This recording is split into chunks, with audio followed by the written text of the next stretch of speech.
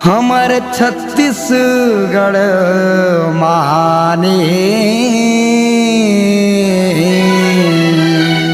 यहाँ जमो भाई किसानी।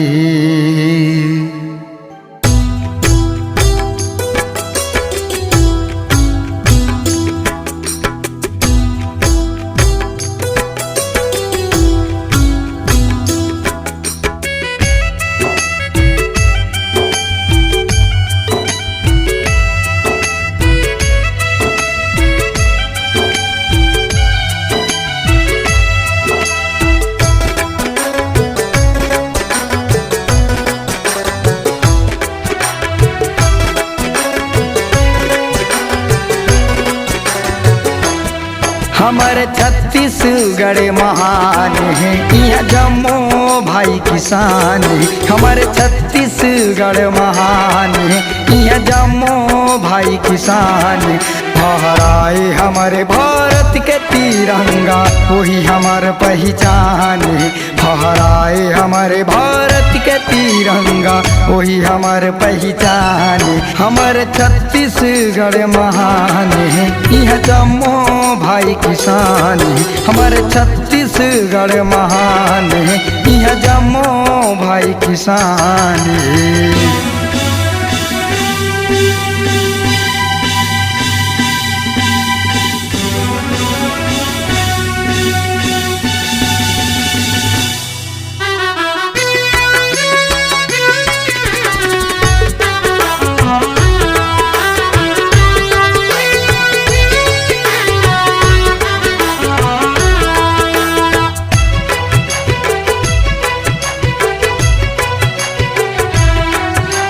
खून पसीना गला के संगी मेहनत कर के खाथनेगा।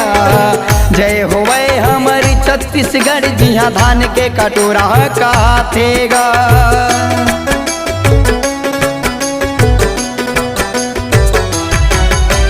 खून पसीना बहा के संगी मेहनत कर के खाथनेगा। जय होवे हमारे छत्तीसगढ़ जिहाँ धान के कटोरा काथेगा। हमारे मीठी बोली जो बानी है यहाँ शिक्षित लइका सियान। हमारे मीठी बोली जो बानी है यहाँ शिक्षित लइका सियान। फहराए हमारे भारत के तिरंगा वही हमारे पहचान। फहराए हमारे भारत के तिरंगा वही हमारे पहचान। हमारे छत्तीसगढ़ महान यह जम्मो भाई किसान। हमारे छत्तीसगढ़ महान यह जम्मो भाई किसान।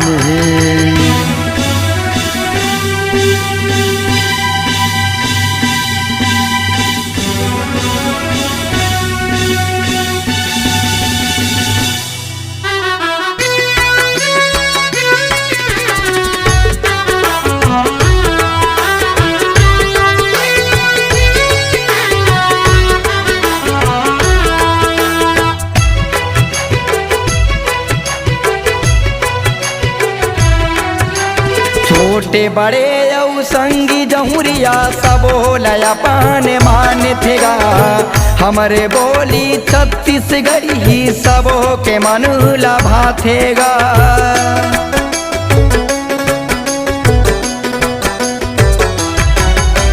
छोटे बड़े यऊ संगी जहुरिया सबो लया पान मान थेगा। हमारे बोली छत्तीसगढ़ी ही सबो के मन लभा थेगा। हमारे धन धन किस्मत भागे यहाँ शिक्षित लइका सियान। हमारे धन धन किस्मत भागे यहाँ शिक्षित लइका सियान।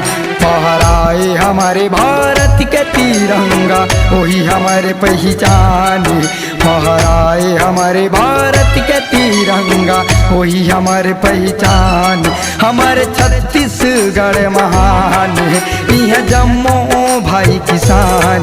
हमारे छत्तीसगढ़ महान यह जम्मो भाई किसान। फहराए हमारे भारत के तिरंगा वही हमारे पहचान। फहराए हमारे भारत के तिरंगा वही हमार पहचान। हमार छत्तीसगढ़ महान है, यह जम्मू भाई किसान है। हमारे छत्तीसगढ़ महान है, यह जम्मू भाई किसान है। फहराए हमारे भारत के तिरंगा, वही हमारे पहचान है। फहराए हमारे भारत के तिरंगा, वही हमारे पहचान है।